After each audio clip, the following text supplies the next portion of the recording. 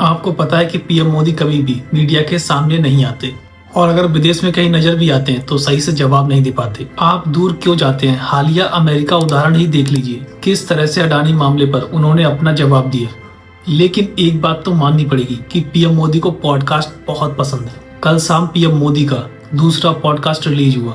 इससे पहले भी वह जिरोधा के को फाउंडर निखिल कामत के साथ पॉडकास्ट में नजर आ चुके हैं। नमस्कार, पिट्टू सक्सेना और आज इस वीडियो में हम पीएम मोदी के दूसरे पॉडकास्ट के बारे में विस्तार से जानेंगे। किसके साथ हुआ है उनका ये पॉडकास्ट और क्या कहानी है इस पॉडकास्टर की, किस तरह का रहा इसका विवादों से नाता। दरअसल पीएम मोदी के साथ कल जिनका पॉडकास्ट रिलीज हुआ है उनका नाम है लेक्स फ्रीडमैन।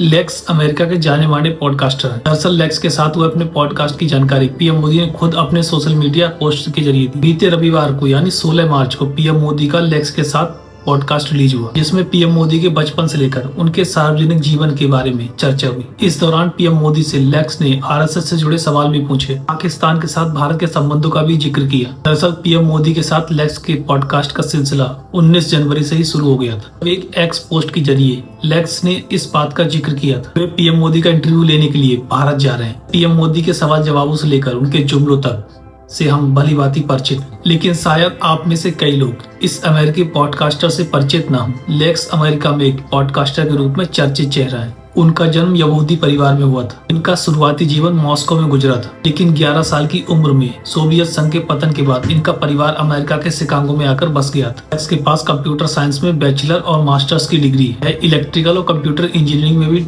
पीएचडी कर चुके हैं। लेक्स के पिता ड्रेक्सल यूनिवर्सिटी में प्रोफेसर भी रह चुके हैं। इसी यूनिवर्सिटी में उनके भाई भी प्रोफेसर हैं। लेक्स अंग्रेजी के साथ साथ रशियन भाषा भी बोल लेते हैं। लेक्स फ्रीडमैन गूगल में भी काम कर चुके हैं। उन्होंने 6 महीने के अंदर ही गूगल छोड़ दिया था। ये बात 2014 की। 2015 में उन्होंने MIT की एज लैब में काम शुरू किया। 2019 में लेक्स टेस्ला के ऑटो सिस्टम पायलट को लेकर एक स्टडी भी पब्लिश कर चुके हैं, जिसकी तारीफ स्वयं मस्क ने की थी और मस्क ने उन्हें पॉडकास्ट में इंटरव्यू के लिए भी बुलाया था। इस दौरान लेक्स फ्रीडमैन को अपनी स्टडी के लिए अन्य आलोचकों की आलोचना का भी सामना करना पड़ा। जैसे उस समय एलोन मस्क द्वारा किए गए फ्रीडमैन के पॉडकास्ट की काफी चर्चा हुई थी, लेकिन कुछ समय के बाद ही MIT ने उनकी इस स्टडी को वेबसाइट से हटा दिया था और इसके बाद लेक्स फ्रीडमैन ने पॉडकास्ट को ही अपना करियर बना लिया। वैसे लेक्स फ्रीडमैन के पॉडकास्ट की शुरुआत 2018 से ही मानी जाती है। जब वे MIT में काम कर रहे थे तो उन्होंने अपने पॉडकास्ट का नाम द आर्टिफिशियल इंटेलिजेंस पॉडकास्ट रखा था। जब 2019 में उन्हें मस्क के पॉडकास्ट से